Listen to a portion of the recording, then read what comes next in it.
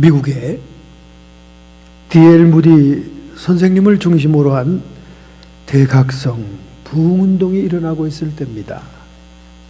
그때 처처에 텐트 미팅이라고 하는 천막 부흥성회가 많이 열렸습니다.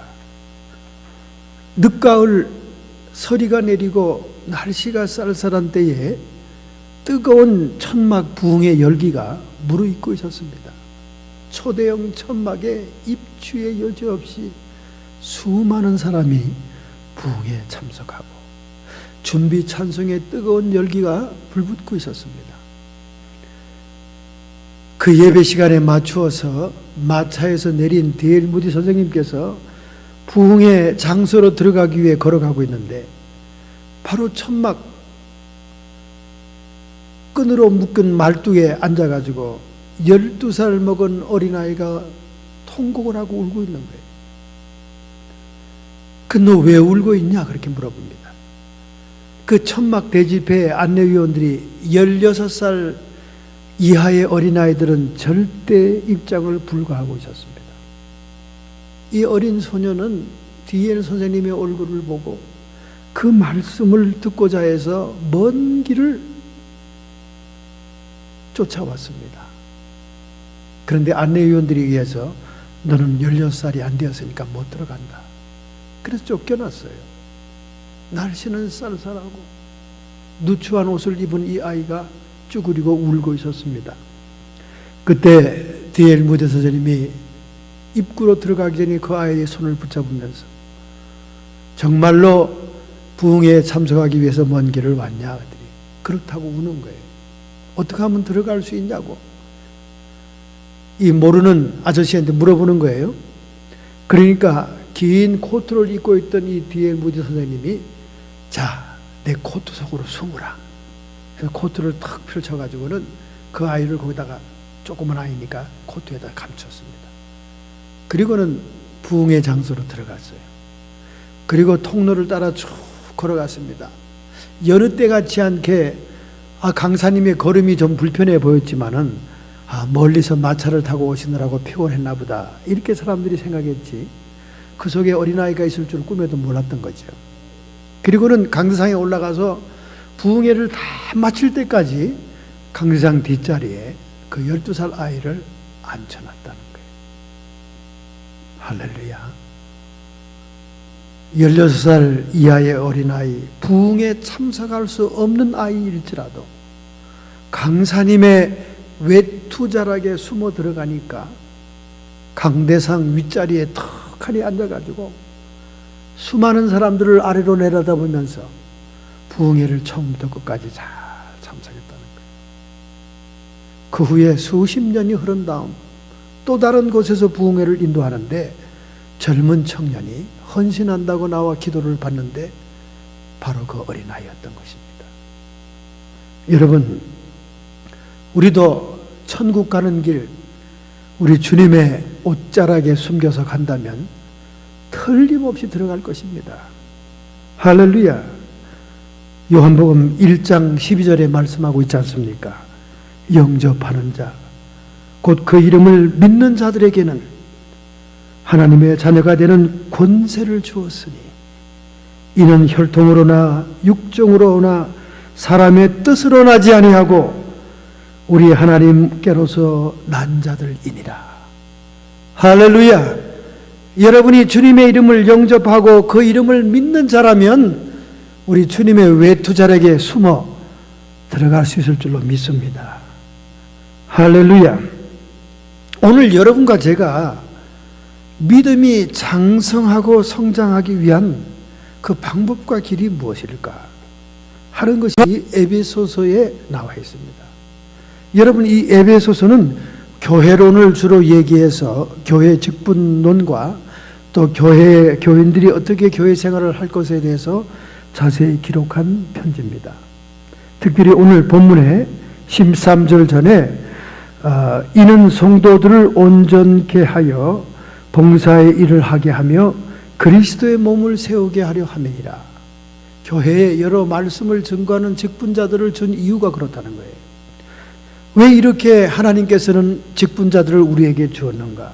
우리가 다 하나님의 아들을 믿는 것과 아는 일에 하나가 돼요. 하나님의 아들을 믿는 것과 아는 일에, 예수 그리스도를 믿는 것과 아는 일, 이 안다는 말 히브리식으로 말하면 야다, 체험한다는 말입니다. 예수 그리스도를 체험하는 일에 있어서 온전한 사람을 이루어 그리스도의 장성한 분량에까지 이르기를 원한다. 하나님이 여러분과 저를 어디까지 자라기를 원하시느냐? 예수님 모습으로 자라기를 원한다는 거예요. 예수님처럼 자라나기를 원한다는 겁니다. 오늘 여러분과 저의 신앙 성장의 목표와 고울을 높게 잡아야 될 줄로 믿습니다. 예수님처럼 돼야 된다. 그리스도의 형상을 본받아야 된다. 그리스도의 형상을 따라 우리가 하나님의 형상대로 지음을 입은 것입니다. 먼저 인간의 모습으로 한 그리스도가 미리 존재했었습니다. 그 주님의 모습을 따라 우리가 지어진 거예요.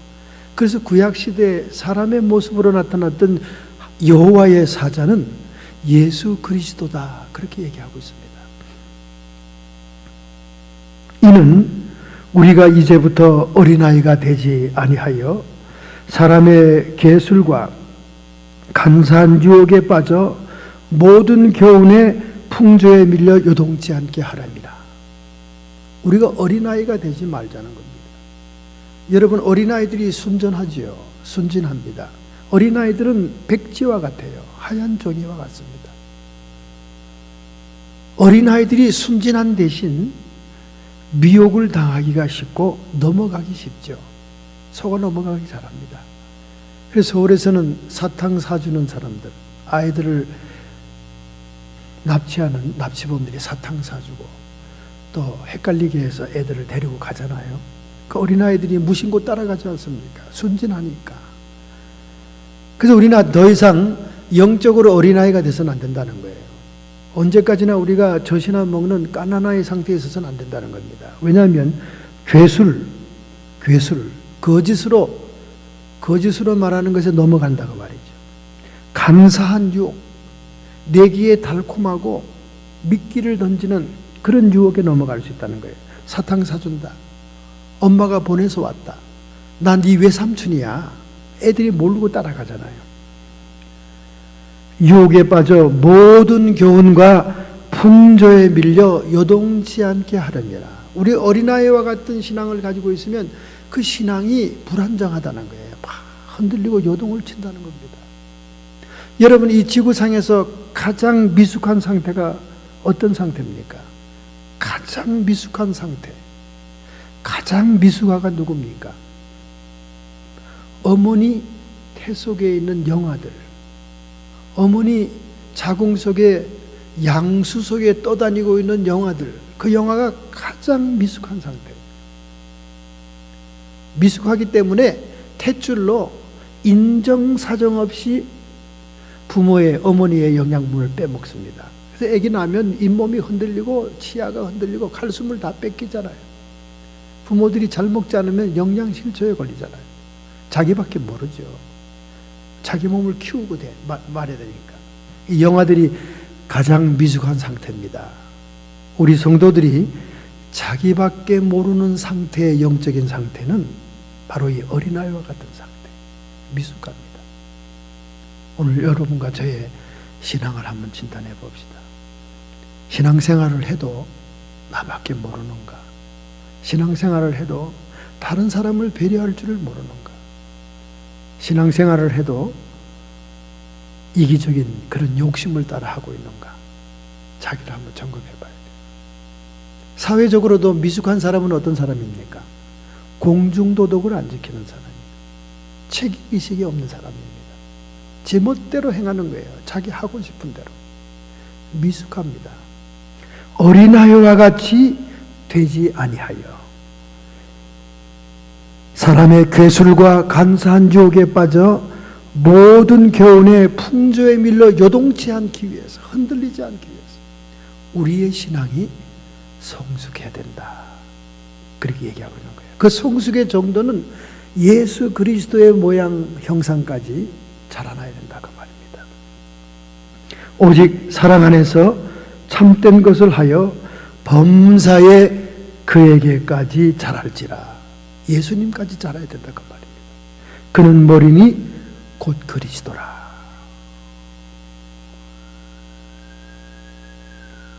여러분, 우리 인간의 의식은요 잘합니다.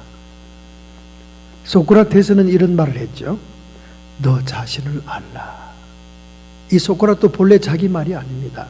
신전 기둥에 적혀있는 말을 인용한 거예요. 소크라테스가 너 자신을 알라는 그런 명제를 얘기함으로 그리스도의 헬라 철학이 발전하기 시작합니다. 그전에는 철학이 텔레스로부터 시작해서 이런 물질, 과학의 수준이었어요. 공기, 불, 물, 돌멩이 이런 것을 연구하는 사이언스 수준이었다가 소크라테스가 너 자신을 알라는 말을 인용해서 아테네 시민들에게 이 명제를 던지는 순간 헬라의 철학이 명제를 연구하는 철학으로 발전하게 됩니다. 여러분, 너 자신을 알라 하는 말이 굉장히 쉬운 말 같지만은 정말 여러분과 내 자신을 안다는 것은 정말 어려운 일이에요. 평생을 살아도 자기를 몰라요. 평생을 살아도. 내가 나를 모르는데 내가 너를 얻지 않느냐. 그 타타타라는 노래의 제 가사 아닙니까, 여러분? 내가 너를 모르는데 내가 나를 모르는데 내가 너를 어떻게 아느냐 말이죠. 자신을 안다는 것 참 힘든 일이죠. 철학자 데카르트는 나는 생각한다, 고로 존재한다. 사람은 생각하기 때문에 존재한다. 그런 명제를 던졌지만은 우리가 역시 생각할 때 내가 도대체 생각하는 것이 무엇인가? 사람은 무엇을 생각해야 되는가? 이것도 역시 쉬운 문제가 아니에요. 철학자들은 끊임없이 어려운 문제를 던져가지고 헷갈리게 하는 사람들입니다. 그러나 우리 예수님은 분명하지요. 내가 어디서 오며 무엇 때문에 살며 어디로 가는지 알미오니와. 철학에서 계속 질문을 던지는 그 3대 명제를 예수님은 분명히 안다고 얘기합니다. 나는 어디서 와서 무엇 때문에 살며 어디로 가는지 알거니와. 이렇게 분명히 알고 있는 주님을 우리가 모신다는 것이 얼마나 기쁜 일입니까? 이 분명히 알고 있는 주님을, 그 주님을 목표로 해서 우리가 자라난다는 게 얼마나 귀한 일입니까? 그래서 오늘 우리는 인간의 의식이 발전해 나가면서 그 의식을 어떻게 부정하고 어떻게 부정해서 그리스도의 형상을 이룰 것인가 하는 문제를 한번 다뤄보려고 생각합니다. 문제는 참 어렵게 생각이 되지만은 듣고 보면 굉장히 쉽습니다. 첫째, 우리 13절, 14절을 한번 읽겠습니다. 우리가 다 하나님의 아들을 믿는 것과 아는 일에 하나가 되어. 믿는다는 믿음이 추상적인 게 아니라는 거예요. 아는 일, 체험한다는 것과 같다는 것입니다. 하나가 돼요. 우리가 하나님을 믿는다는 것은 실제적으로 체험하는 것과 같다, 그런 말입니다. 하나가 돼요. 온전한 사람을 이루어 우리가 체험을 계속 하다 보면 온전한 사람이 된다는 거예요. 이루어 그리스도의 장성한 분량에 충만한 데까지 이르게 하느니라. 결국 체험에서 온전한 사람이 되어가다 보면 예수님의 그 형상까지 목표에 도달하게 된다. 여러분과 저는 결국 홀련히 천사장의 소리와 함께 하나님의 나팔이 불 때 우리의 몸이 영원한 몸으로 변화됩니다. 몸의 구속의 날이 와요. 예수님 같은 모습으로 변화됩니다. 그 날이 분명히 옵니다. 그때까지 우리는 부단히 우리가 성장해 나가야 된다는 거죠. 그래서 사람은요, 생명이기 때문에 육신만 가진 존재가 아니기 때문에 움직이면서 형체를 이룰 뿐만 아니라 의식도 변화되는 겁니다. 짐승은 어린 새끼로부터 나와서, 곤충은 애벌레로부터 나와가지고 움직이면서 먹이를 먹으면서 형체가 변해요. 애벌레에서 고치로, 고치에서 나방으로. 자기가 먹는 거에 따라서 형체가 변합니다. 그러나 벌레는 형체가 변한다고 해서 그 생각과 의식이 변하는 게 아니에요. 영적인 존재가 아니기 때문에. 동물도 마찬가지입니다. 감각이 발달하긴 하지만은 어린 새끼에서 짐승을 잡아먹고 점점 형체가 변해나가죠. 어린 사자에서 성인 사자로 변화갑니다. 맹수로 변화갑니다. 그러나 그 생각과 의식이 변하는 건 아니에요. 형체만 성인 사자와 호랑이로 변하는 것이지. 그러나 사람은 몸을 움직이면 움직일수록 우리 몸의 형체가 변할 뿐만 아니라 인간의 의식 구조도 변한다는 거예요. 생각이 변한다는 거예요. 느끼는 것이 변한다는 겁니다. 이것이 사람이 동물과 다른, 사람이 생물과 다른, 다른 생물과 다른 그런 생명, 리빙 소울이라는 증거라는 거예요. 그래서 사탄은 선악과라고 하는 과일을 우리에게 먹게 합니다. 그래서 먹은 그 감각을 통해서 우리의 의식도 변화를 시킨 거예요. 감각을 중심으로 해서 선한 것과 악한 것을 구분하도록 만든 거예요. 내 감각에 비추어서, 내 감각에 따라 나에게 이로움은 선하고 나에게 불리하고 불편함은 악하고 완전히 자기 중심적인 인간을 만들어 놓은 거예요. 그 원죄의 특징이 뭐냐? 자기밖에 모르는 거예요. 자기 중심적인 겁니다. 자기애. 이게 원죄의 특징입니다. 그래서 예수 믿지 않고 구원받지 않은 사람의 가장 큰 특징은 자기밖에 몰라요. 이기주의적이고 우선 자기예요. 그러나 원죄를 사하고 예수 그리스도를 구원받은 성도들의 모습은 다른 사람을 배려하잖아요. 다른 사람을 사랑하고 다른 사람을 위해서 대신 화를 당하기도 하지 않습니까? 이것이 달라진다는 게 의식의 변화입니다, 여러분. 그래서 이 하나님의 창조물의 의식 세계의 가장 낮은 차원의 의식이 뭐냐? 물질 의식입니다. 물질 의식. 땅, 흙, 우리의 몸, 살, 흙으로부터 온 이 몸, 이 몸뚱어리만 가지고 있는 거, 물질의식이에요. 물질의식.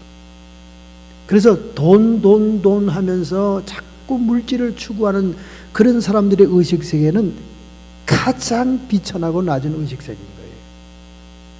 돈이 필요합니다. 살아가는데. 그러나 돈을 사랑해서는 안 돼요. 돈이라는 것은 중립가치입니다. 내가 잘 사용하면 많은 사람을 구제할 수 있고 살릴 수 있어요. 75년 동안 사람들에게 관심이 없었던 루게릭병입니다. 우리 주변에 가까운 분이 그런 병에 걸렸기 때문에 우리가 굉장히 관심이 많고 계속 기도를 해오고 있는데, 그 루게릭병을 미국의 부자들로부터 시작해서 얼음물 뒤집어 쓰므로 인해서 그 병에 대한 모든 세계인들에게 인식, 각성을 주었어요. 그래서 미국뿐만 아니라 한국까지 막 얼음물을 뒤집어 씁니다. 그리고는 이 루게릭병에 도네이션을 하잖아요. 수십억 달러가 지금 모금이 됐어요. 전혀 관심이 없던 병입니다. 이렇게 돈이라는 것은 가치 중립적인 것이기 때문에 보람있게 뜻깊게 쓸 수 있으면 돈의 가치가 극대화되는 거예요. 그러나 돈을 사랑하고 돈이 우상이 되면 물질의식, 땅, 흙, 물질의식, 가장 바닥의식을 가지고 있는 거예요. 그 물질의식이 발전하면 식물이 가지고 있는 환경의식이 있습니다. 식물은 특정한 환경 속에 고착되어 있어요. 움직이질 못합니다. 자기가 던져지고 뿌려진 씨앗에서 뿌리를 내리면 그 환경을 떠날 수가 없는 거예요. 그래서 환경의식에 지배를 받는 형태의 삶을 환경의식, 즉 식물과 같은 삶이라고 그래요. 한번 뿌리를 내리면 꼼짝 못합니다. 열매를 맺히고 음식을 만들어도 짐승이 와서 그 열매를 따먹고, 저희 집에 무화과 나무도 많았고 감나무, 살구나무도 많았는데 그것이 그냥 화려하게 익을 때 되면 꼭대기에는 익은 열매부터 새들이 와서 얼마나 잘 쪼아먹는지 말이죠. 참, 이 세상 만상에 그렇게 풍부한 음식이 있을 수가 없죠. 마시는 건 다 쪼아먹습니다. 식물의 의식을 가지고 있는 환경의식 속에 처한 사람들은 뜯기는 사람이에요. 뜯기는 사람. 돈 많은 부모가 돼서 자식들에게 계속 뜯기는 것, 희생당하는 것. 이게 환경의식에 속한 식물의 수준의 의식입니다. 그런데 동물들은 다르잖아요. 동물들은 막 움직입니다.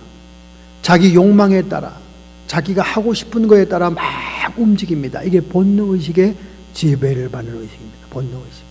그러나 이 본능의식도 물질의식, 환경의식보다는 차원이 높은 거예요. 움직일 수 있으니까. 본능을 따라 움직입니다. 육정을 따라 움직입니다. 그래서 필요한 것을 먹어요. 약육강식이죠. 그래서 짐승 세계에는 강한 자가 이기고 먹히는 자는 사라지고 먹는 자는 강자가 되는 거예요. 요한계시록의 이 마지막 세상에 적그리스도를 짐승으로 비유하는 이유가 바로 이 본능의식의 사람을 움직이게 하는 세계가 된다는 뜻을 얘기하는 거예요. 본능의식. 짐승의 우상을 세우고 적그리스도가 이 세계 만민을 무엇으로 지배합니까? 먹는 본능으로 지배하잖아요. 먹는 본능으로. 666이란 표를 받지 않으면 매매를 할 수 없고 물건을 살 수 없게 만들잖아요. 결국 인간은 먹어야 사는데 먹지 못하면 살 수 없으니까 먹는 본능에 져서 결국 짐승의 우상에게 경배하게 되고 666이라는 그 표를 받고는 매매하고 물건을 살고 먹는 걸 사게 되지 않습니까?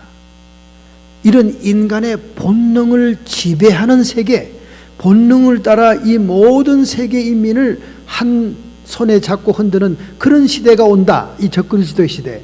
그걸 짐승이라고 자꾸 표현하잖아요. 짐승의 의식은 본능의식. 막 움직이면서 자기보다 약한 건 다 잡아먹습니다. 이것이 바로 고대 사회, 전쟁을 치렀던 제국시대 사회를 의미하는 거예요. 그러면 오늘날 같이 민주주의 사회, 사람들의 대중의 의견과 투표와 다수결에 의해서 결정하는 인간들이 형성된 이 사회는 어떤 의식인가? 의존의식이라고 합니다. 인간, 친구와 이웃과 사람들을 의존하고 인정해주는 의존의식이라고 그래요. 소속의식이라고 그러죠. 어떠한 그룹과 소속에 의해서 인간이 살아가는 겁니다. 어떤 사람은 자기가 자수성가했다고 큰소리 빵빵 칩니다. 나는 나 혼자 일어났다. 그러나 이 지구상에 존재한 어떤 사람도 혼자 일어날 수가 없습니다. 인간은 태어날 때부터 누군가를 의존해야 독립적인 인간이 되는 거예요. 부모가 아니면 일가 친척이라도, 이모가 아니면 누구라도 보모에 의해서 젖먹이로부터 의존돼야 인간이 살아나고, 자기가 자수성가하고 자기 혼자 일어났다 하지만은 사회 전반적인 조직에 얽히고 설킨 네트워킹에 의해서 사업, 상거래를 주고받으면서 일어난 거예요. 사람은 의존의식입니다. 무언가에 소속이 되어 있어야 되고 누구를 의존하지 않으면 살아갈 수 없는 존재예요. 그래서 우리 인간의 의식, 의존의식을 갖고 살다 보면 인정에 끌려다니고 인정에 배신을 당하고 서로 의존하는 것이 인간의 의식이죠. 그런데 그 인간의 의식에도 자아가 강해지고 자아의식에 사로잡혀 있고 자기가 우상되면 거기 마귀가 타고 앉습니다. 마귀가 타고 앉으면 마귀가 가져오는 의식은 반항의식이에요. 반항. 사탄이라는 말은 하나님을 대적하는 자라는 말이에요.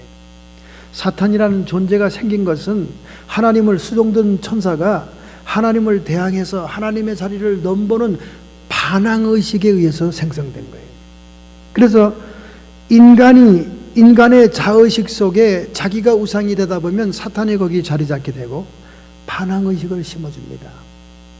티네이저 때나 어른이 돼서도 여전히 반항의식이 많은 사람들이 있어요. 그런 경우 대개 귀신과 사탄에 점유된 사람들입니다. 반항의식이 아주 투철한 사람들이 있습니다. 이 사탄의 의식이죠. 그럼 천사의 의식은 뭐냐? 천사의 의식은 사명의식. 천사는 하나님과 사람에게 수종들기 위해서 만들어진 존재예요. 그래서 그들은 사명을 따라 움직입니다. 사명 따라. 사명의식을 가지고 있어요. 무언가를 수종들고 섬기는 의식이 있다 그 말이지. 그래서 이 천사의 의식은 책임감이 강한 의식입니다. 반드시 명령받은 것, 반드시 부여받은 임무는 해내야 되는 책임의식이 강해요. 그래서 교회에서도 책임의식이 강한 직원들은 천사들과 함께 일하는 겁니다. 할렐루야! 사명의식이죠. 그럼 하나님은 무슨 의식이냐? 전능의식. 하나님은 전능자의 의식을 가지고 있으면서 예수 그리스도의 십자가 대속의 의식이 있습니다. 대속의 의식. 대속의 의식은 뭐냐? 자기가 할 수 없는 것, 약한 자를 위에서 대신 짊어져 주는 것. 대속의식. 그 대속의식에서 나온 것이 하나님의 은혜입니다. 할렐루야. 하나님의 은혜, 카리스. 그것은 거저 선물로 준다 그 말입니다. 대가를 지불할 능력이 없습니다. 지불할 돈이 없고 지불할 힘이 없어요. 그래서 강자이신 전능의식을 가지고 있는 하나님이 연약한 인간을 위해 죄값을 지불해 주는 대속의 의식이 있다는 거예요. 바로 이런 대속의 의식으로 하나님의 자녀가 되고 구원받은 성도라면 반드시 이 대속의 의식이 흘러넘쳐야 되는 거예요. 예수 이름이 붙어있는 기독교인이라고 하면서 성도라고 일컬음을 받으면서 전혀 남을 불쌍히 여기지 않고 영혼을 불쌍히 여기는 마음이 없다. 누구에게 구제할 마음이 없다. 빈자에게 관심이 없다. 병자에게 관심이 없고 측은지심이 없다. 감옥에 갇힌 자들을 돌봐줄 마음이 없다. 헐벗은 자들에게 옷을 나눠주고 싶은 마음이 없다. 예수의 영이 없는 거예요. 대속받은 게 아닙니다. 구원받았다고 착각하고 있는 구원받은 자 같은 그런 사람이죠. 구원받았다고 착각하고 있을 뿐이지 구원의 대속의 영, 예수의 영이 안 와 있는 거예요. 내가 그 대속의식으로 인해서 대속받고 구원받은 성도라면 그 대속의 영, 대속의 의식이 내 안에 철철 넘쳐나야 됩니다. 그래서 예수님처럼 눈물이 나야 돼요. 영혼을 생각하면. 예수님처럼 이웃을 사랑하는 마음이 막 나와야 돼요. 그리고 막 구제하고 싶은 마음이 나와야 되고, 불치의 병자들을 보면 막 안타깝게 기도해 주는 마음이 나와야 되고, 그런 영이 넘쳐야 여러분이 구원받은 성도예요. 먼 훗날까지 가볼 필요도 없습니다. 지금 여기서 자기를 확인할 수 있습니다. 여러분의 눈물이 메말랐습니까? 여러분의 주머니에서 나가는 것이 메말랐습니까? 여러분이 옆에 있는 이웃을 측은한 마음이 없습니까? 모든 것이 메말랐다면 여러분의 구원도 메말른 거예요. 이렇게 우리의 의식은 움직이면서 믿음대로 살면서 말씀대로 체험하면서 의식이 변하는 겁니다. 처음에는 교회 들어와서 구원받았다고 하지만은 칭의의 단계에 있을 때는 물질의식을 가지고 여전히 세상 좋아하고 세상 것 좋아하고 물질 좋아하다가 환경의 지배를 받고 환경의 두려움을 따라 살고 마음이 불안하고 초조하고 막 문이 덜컥거리면 막 불안하고 하는 환경의식이 여전히 떠나지 못하고 또 자기의 사욕과 정욕을 따라 본능을 따라 짐승처럼 얼마나 교회 안에 음란한 역사들이 많습니까? 성가대원들, 지휘자, 심지어 주의 종들, 중직자들 음란한 역사가 많습니까? 교회 안에 본능의식을 따라 짐승의 의식을 벗어나지 못한 사람들이 있다 그 말이에요. 그리고 인간의 소속의식에만 붙잡혀 있는 사람들 많잖아요. 그냥 자기들이 좋아하는 의사는 의사끼리, 변호사는 변호사끼리 그냥 빈부격차를 두고 차별 신분을 두고 쟤들 좋은 사람들끼리 똘똘 뭉쳐서 교회 파당을 지고 장로파, 집사파, 목사파 소속으로 똘똘 뭉친 인간의식으로 의존의식으로 충만한 교회들이 얼마나 많습니까? 거기다가 한 걸음 더 나가 자아를 드러내고 자기가 우상이 되어서 자기가 교회에서 주권을 흔들고 자기가 헤게모니를 지려고 하다 보니까 사탄의 반항의식이 딱 들어앉아가지고 모든 하나님의 권세를 거부하고 모든 기름 부음 받은 종들을 핍박하고 리젝트하면서 괴롭히는 사람들이 얼마나 많습니까? 히브리서 13장 17절에 말합니다. 너희를 인도하는 자들에게 순종하고 복종하라. 저희는 너희 영혼을 위하여 경성하기를 자기가 회개할 자인 것 같이 하느니라. 저희로 하여금 즐거움으로 이것을 하게 하고 근심으로 하게 하지 말라. 그렇지 않으면 너희에게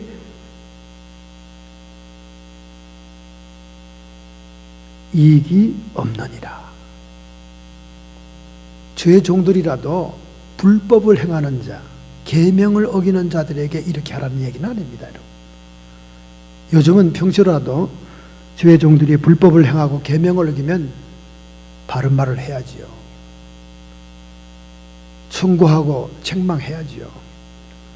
그러나 하나님의 말씀을 순종하고 하나님의 말씀대로 법대로 가르치는 종들에게 순종하고 복종해야 된다. 그렇게 얘기하고 있는 것입니다. 이것이 바로 천사의식, 사명의식을 가진 성도들의 모습이죠. 이렇게 여러분과 저의 의식이 변하는 거예요. 자꾸 변합니다. 우리가 그리스도의 형상까지 자란다는 것은 대속의 의식, 전능자의 의식, 대속의 영으로 충만하기까지 자라는 겁니다. 예수 그리스도가 피 흘리시기까지 십자가를 지심으로 사람들을 용서하고 대속의 사역을 이루었듯이 우리도 그런 감동과 그런 마음으로 충만한 자가 돼야 그 분량까지 자란다는 것입니다. 할렐루야. 그러므로 우리 인간의 근본 문제는 소속감의 문제다 하는 것을 창세기 2장 18절과 23절에도 볼 수가 있죠. 뭐라고 나와 있습니까? 창세기 2장 18절과 23절. 여호와 하나님이 가라사대 사람이 독처하는 것이 좋지 못하니 내가 그를 위하여 돕는 배풀을 지으리라 하시니라. 하나님은 근본적으로 인간에게 서로 의존하고 의지해라. 그러니까 독처하지 말라. 그렇게 얘기하고 있습니다. 아담이 가로되 이는 내 뼈 중에 뼈요 내 살 중에 살이라. 이런 의미에서 잠든 아담에게 갈비뼈를 뽑아서 여자를 만들잖아요. 그 여자를 보고 인류 최초의 사랑의 고백이 펼쳐집니다.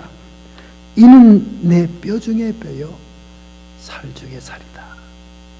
여러분, 이 사랑의 고백은 여러 가지 의미가 있어요. 첫째, 자기 갈비뼈를 빼서 만들었으니까 너는 나와 일체다, 한 몸이다. 내 뼈 중에 뼈고 내 살 중에 내 살이다. 너와 나는 한 몸이다.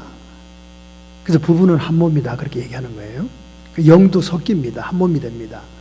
그 창기와 함께 자는 자는 창기의 영이 옮겨옵니다. 여러분, 굉장히 중요해요. 그래서 음란죄는 몸 안에 짓는 죄라는 말은 무슨 말이냐? 영이 교류한다는 거예요. 영이. 이게 중요합니다. 그래서 이 부부가 비슷해지는 거예요. 많이 비슷해집니다. 더 깊은 얘기는 나중에 하겠어요. 그래서 내 뼈 중에 뼈, 내 살 중에 살이라는 말은 나와 너는 일체다, 한 몸이다, 그런 뜻이에요. 또 다른 뜻이 있습니다.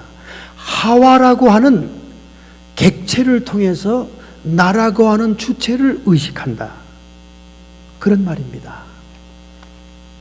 여러분, 너 자신을 알라 하고 소크라테스가 말했지만은 너 자신, 나 자신은 내 스스로 알려지는 게 아닙니다. 사랑의 대상이 있을 때 내가 누구인가를 알게 된다, 그 말이에요. 할렐루야. 여러분, 하나님이라는 존재는 사랑의 존재로 존재하고 있습니다. 아니, 목사님, 그걸 어떻게 알아요? 여러분, 하나님이 삼위로 존재한다는 것 자체가 사랑의 존재 양식을 취하고 있는 거예요. 사랑이라는 것은 존재하는 게 바로 대상이 있어야 되는 거예요. 사랑하는 주체가 있고 사랑하는 객체가 있어야 됩니다. 그래서 삼위가 하나님이 삼위의 품격을 가지고 있다는 것은 서로 사랑할 수 있는 존재다 그 말이에요. 그 삼위일체라는 그 구조 자체가 사랑을 주체로 하는 구조다 그 말이에요. God is love. 하나님은 사랑이라 하는 말은 하나님이 삼위로 존재 양식을 취하고 있다 그 말입니다. 할렐루야. 하나님은 스스로 사랑의 존재일 뿐만 아니라 그 사랑이 넘쳐나게 되니까 또 다른 자기 형상을 닮은 인간을 지어 사랑하기를 원했다는 거예요. 할렐루야. 얼마나 놀라운 겁니까? 그래서 이 에베소에서 강조하는 것이 여러분과 제가 하나님의 사랑의 대상이라는 거예요. 여러분도 자식을 키워봤지만 사랑하는 자식에게 줘도 끝이 없습니다. 뺏겨도 아프질 않아요. 그게 사랑인 거예요. 그래서 하나님은 그 아들까지 피 흘리고 희생하면서 우리를 구해내시려고 했던 거예요. 사랑하니까. 그 사랑이 그렇게 무서운 거예요. 사랑은 국경도 없는 겁니다. 세상에서 사랑이 가장 무서운 힘이에요. 세상에서 가장 강력한 동기는 사랑입니다, 여러분. 사랑이 물처럼 흐물흐물하고 부드러운 것 같지만은 사랑보다 강하고 힘센 게 없습니다. 그래서 예수님의 십자가에 피 흘린 그 흔적이 하나님의 모진 사랑 때문에 그것이 나타난 거예요. 여러분과 저는 하나님의 사랑의 대상이에요. 그래서 자녀라고 그러는 거예요. 자녀. 하나님이 사랑하는 자녀라 그 말입니다. 할렐루야. 그러니까 하나님이 수많은 것을 우리에게 무상으로 준 겁니다. 은혜로 준 거예요. 비도 철철이 내리게 하시고 공기도 풍부하게 주시고, 저 달나라 우주에 올라가 보세요. 공기를 갖다가 공급해야 숨을 쉬잖아요. 우주만 올라가도, 대기권만 나가도. 근데 하나님은 우리를 너무 사랑하니까 공기를 무상으로 준 거예요. 물도 무상으로 준 겁니다. 세상에서 가치 있는 것, 세상에서 정말로 비싼 거는 다 공짜로 준 거예요. 왜? 하나님이 우리를 사랑하기 때문에 그래요. 할렐루야. 여러분, 이게 지금 몸소리치게 뼈저리게 막 느껴져야 여러분 정말 하나님 사랑을 느끼는 자녀인 거예요. 아무런 감각도 없고 목사님이 저 얘기를 왜 하지? 그 당연한 얘기를 아무런 느낌도 없으면 여러분 하나님 사랑 못 느끼고 있는 겁니다. 막 자다가 숨을 막 코 골다가 아이고 내가 숨을 쉬는구나, 너무 감사하구나, 이게 막 뼈저리게 느껴져야 돼요. 그게 하나님 사랑을 느끼는 겁니다. 이 찬란한 태양빛, 저는 벌써 날씨가 꾸물꾸물하고요. 이 캘리포니아에서 흐린 날이 별로 없는데 흐린 날이 되면 벌써 바깥에 안 나가봐도 제가 알아요. 날이 오늘 흐렸구나. 그게 몸이 못 쑤셔서 그런 게 아니라 제 기분이 탁 가라앉아요. 저는 진짜 흐린 날 싫어해요. 저는 쨍한 날을 좋아합니다. 저희 형제들, 제 동생도 캐션이래. 형은 참 특이해. 왜 이렇게 날 밝은 걸 좋아해? 자기는 날이 밝으면 양심의 가책이 자꾸 죄책감이 생긴대요. 일하러 가야 되는데. 그래서 자기는 흐린 날 골프 치러 간대. 해가 쨍 비친 날 골프채 들고 가면 너무나 죄송스럽고 죄책감 느낀대요. 그래서 날이 흐리고 우물우물하고 보슬비가 내려야 시애틀에 살 때 골프장에 간대요. 너 무슨 비 오는 날 청소년이 가서 골프장에 가냐?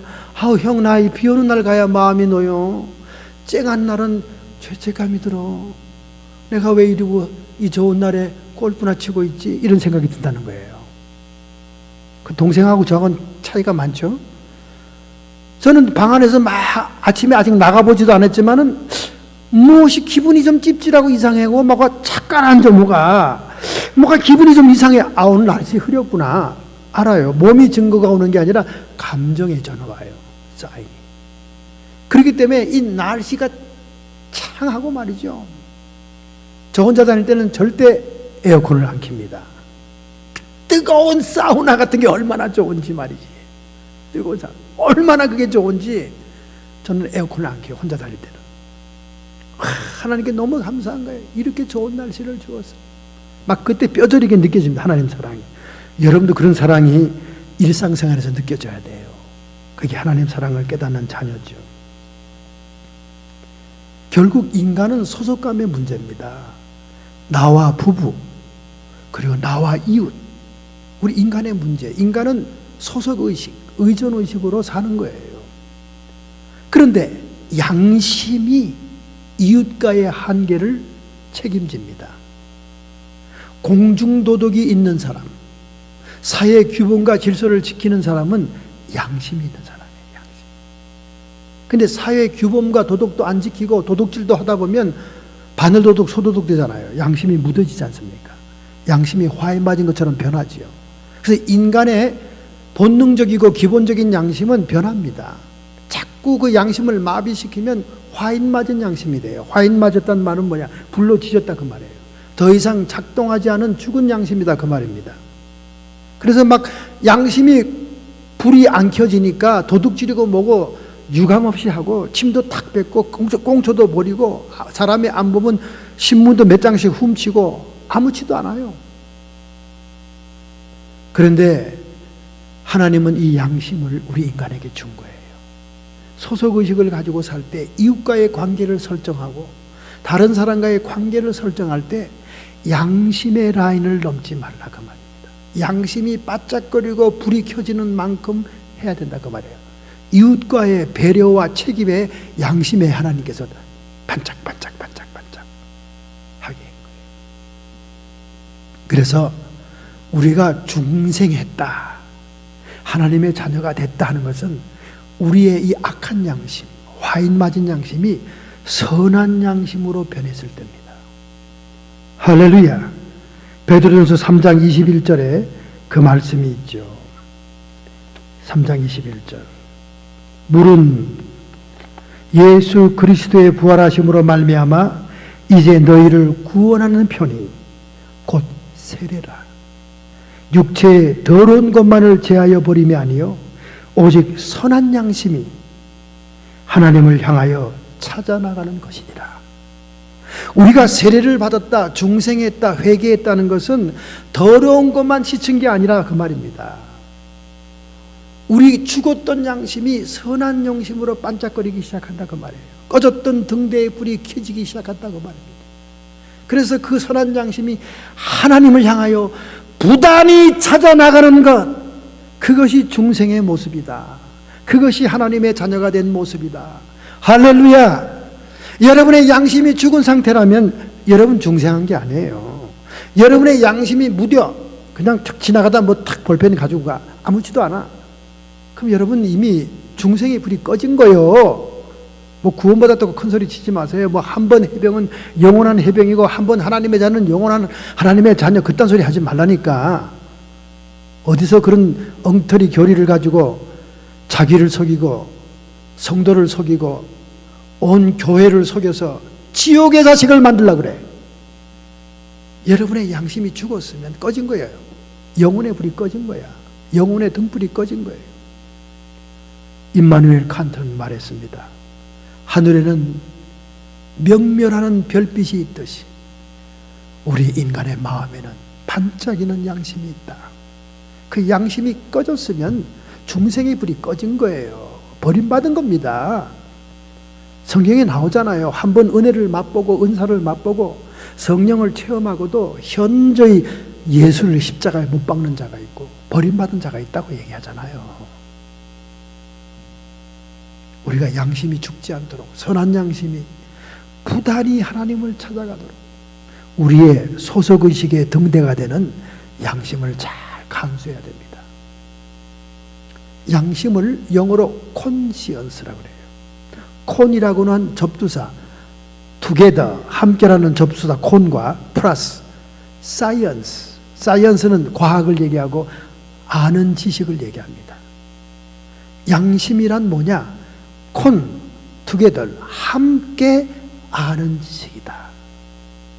누구와 함께? 하나님과 성령님과 함께하는 지식이다. 할렐루야. 오늘 여러분이 선한 양심으로 살아있다면 그 양심에는 하나님의 성령이 함께 우리를 인식하게 하고 알게 해서 반짝거린다는 거예요. 그래서 양심은 우리 영혼의 한 파트에 속합니다. 영적인 기능이에요. 양심은. 여러분이 양심을 잘 갈고 닦고 선한 양심으로 잘 보존할수록 하나님의 성령의 인도를 받을 수 있는 겁니다. 할렐루야. 콘시언스, 콘이라는 투게더를 접두사와 시언스, 사이언스, 과학, 안다는 지식, 함께한다. 성령과 함께 우리가 인지하고 알게 되는 지식이다 그 말이에요. 병든 자의 병명이나 귀신의 정체나 하나님이 성령의 지혜와 지식의 영으로 우리에게 알려주는 게 얼마나 많습니까? 그렇게 알려주듯이 콘시언스, 양심을 통해서 알려준다는 거예요. 그러니까 여러분이 양심의 소리를 자꾸 존중해야 됩니다. 양심의 소리를 자꾸 들어줘야 돼요. 그리고 그 양심을 따라 순종할 때 그게 예리하고 칼날같이 날카로워서 하나님의 음성을 자꾸 대변할 수 있습니다. 할렐루야. 하나님이 우리의 소속감을 위해서 인간이 다른 사람을 인정하고 소속하고 의존하기 위해서 양심이라는 바로모트, 한계를 우리에게 줬다 그 말이에요. 성령과 더불어 살 때도 이 양심이 함께 역사한다 그 말입니다. 그래서 인간에게 필요한 세 가지의 욕구가 있습니다. 정신분석학자들이 대부분 얘기하는 이 욕구입니다. 첫째, 인정성의 욕구라고 있습니다. Need of signification, 인정성. 사람은 소속의식과 인간과 인간을 의존하면서 살기 때문에 누군가에게 인정을 받아야 됩니다. 칭찬을 받아야 돼요. 내가 존귀한 존재라는 것을 인정받아야 됩니다. 그렇잖아요, 여러분. 어떤 모임에 갔고 그룹에 갔는데 여러분을 무시하고 여러분을 환영하지도 않고 여러분을 막 못 본 척하면 여러분 거기 있고 싶습니까? 저 스탁도에 있는 교회들이 그렇다네. 새신자들이 트레시까지 나와요. 그래서 물어봤더니 아니 왜 트레시까지 먼 데까지 옵니까? 아 모르겠어요. 스탁돈의 교회들이 큰데 가면 새신자 온 듯 만 듯 본체도 안 하고 환영도 안 하고 희끗 쳐다보고 지들끼리 수군거리고 그런다는 거야. 그래서 두 번 다시 거기에 나가기 싫더라고. 거기 새신자들이 다 그렇게 얘기하더라고요.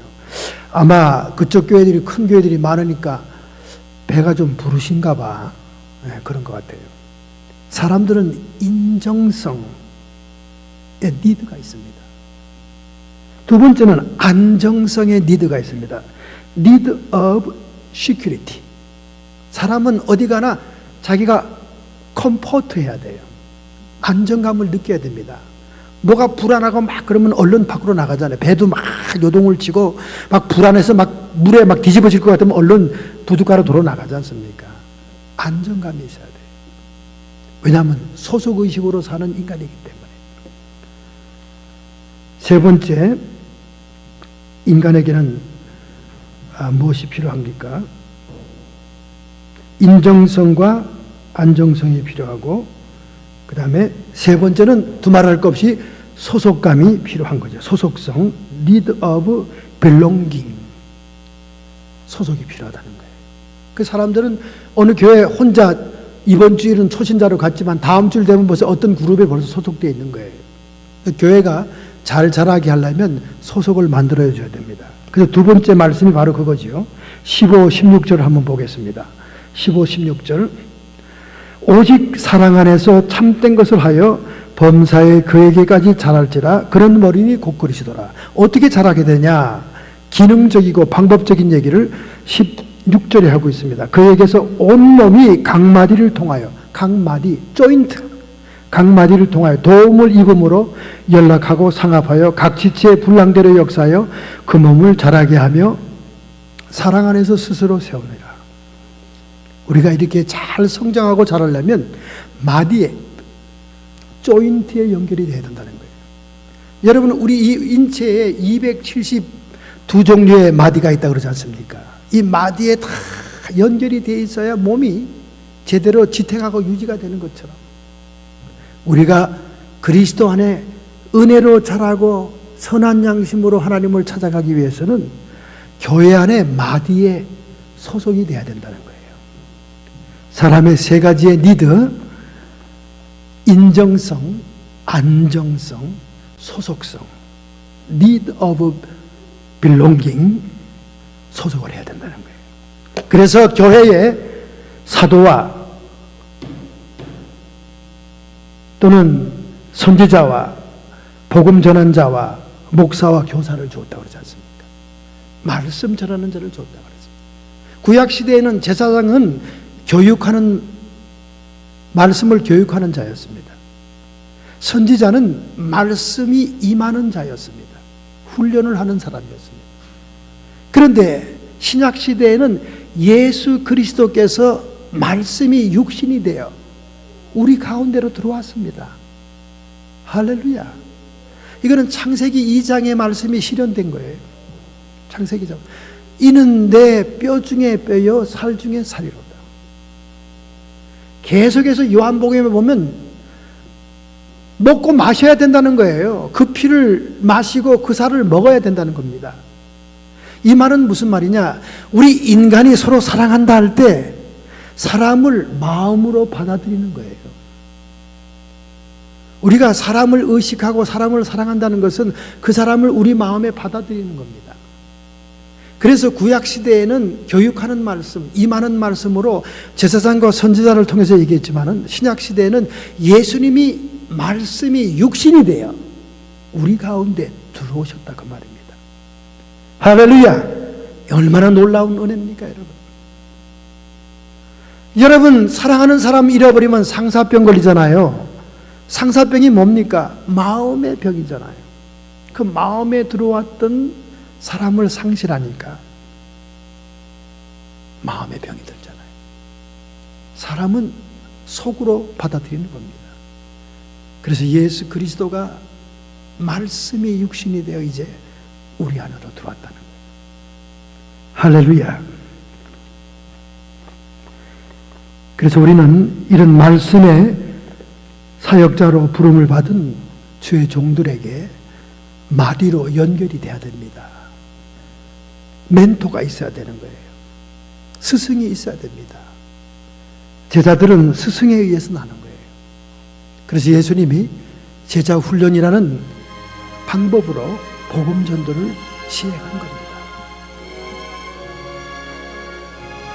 오늘 여러분과 저는 어디에 소속이 되어 있습니까? 무엇에 소속이 되어 있습니까? 소속을 분명히 해야 됩니다.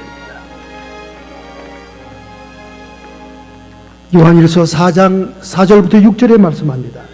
자녀들아, 너희는 하나님께 속하였고 또 저희를 이겼나니 이는 너희 안에 계신 이가 세상에 있는 이보다 크심이라. 여러분과 제가 하나님께 소속이 되어 있고 주님이 우리 가운데 계시다면 세상이나 세상에 있는 사람이 우리 주님보다 작다 그 말이에요. 우리는 그들을 능히 이길 수 있다 그 말입니다. 저희는 세상에 속한 고로 세상에 속한 말을 하며 세상이 저희 말을 듣느니라. 우리는 하나님께 속하였으니 하나님을 아는 자는 우리의 말을 듣고 하나님께 속하지 아니하는 자는 우리의 말을 듣지 아니하나니 진리의 영과 미혹의 영을 이로써 아느니라. 할렐루야. 여러분과 제가 참 성도라면 참 주의 종들에게 속한다 그 말이에요. 여러분과 제가 참 성도라면 거짓 선지자와 거짓 종들에게 속하지 않는다 그 말이에요. 얼마나 놀라운 얘기입니까, 여러분? 이런 천국의 열쇠를 이 교회에다 맡겨놓은 거예요. 이 교회 안의 모든 지체들이 마디마디로 조인트로 연결이 되고 있습니다. 우리가 이 천국의 열쇠를 가지고 있는 교회를 떠나서는 구원도 없고 교회를 떠나서는 믿음의 성장도 없는 것입니다. 할렐루야. 왜 그렇습니까? 우리 인간은 소속의식으로 살기 때문에 그래요. 우리 인간은 태어나면서부터 누군가를 의존하지 않고는 자라날 수가 없기 때문에 그래요. 나는 경우 받습니다. 나는 누구에게 꿔주지도 않고 꾸지도 않습니다. 나는 누구를 의존하지도 않습니다. 그런 말 하지 마세요. 이미 태어날 때부터 신세진 인생이에요. 우리는 서로를 사랑하고 서로를 배려하고 아끼면서 함께 성장하는 것입니다. 여러분과 저 자신을 인식하고 제대로 깨닫는 것은 내 이웃과 내 사랑의 대상을 통해서 자기를 알 수 있는 겁니다. 자기를 알 수 있는 겁니다. 아무쪼록 그리스도의 형상이 이루기까지 여러분과 저의 선한 양심을 잘 선별시켜서 하나님의 성령의 사람으로 살아가야 될 줄로 믿습니다. 디모데전서 1장 19절 믿음과 착한 양심을 가져라. 어떤 이들은 이 양심을 버렸고 그 믿음에 관하여서는 파선하였느니라. 양심, 선한 양심을 버리면 믿음도 파선한다. 그렇게 말하고 있습니다. 양심이 아무도 엿볼 수 없는 내 안에 반짝거리는 영적인 기능이지만 그 선한 양심이 살아있어야 성령과 동행하는 삶을 살 수 있습니다. 이런 삶을 살기로 여러분 결단합시다. 이런 삶을 살기로 여러분이 결정합시다. 오늘 이 시간 결단과 결심을 하나님께 보입시다. 여러분의 가슴에 손을 얹기 바랍니다. 여러분의 환부에 손을 얹기 바랍니다. 하나님, 우리의 의식이 변화되고 성장하고 자라나기를 원합니다. 오늘 우리가 그리스도의 분량까지 성장하기를 원합니다. 성령과 동행하는 남은 생애가 되고자 결단합니다. 결심하는 마음으로 가슴에 손을 얹어 싸우니 오늘 주님께서 능력과 권세로 함께하여 주옵소서.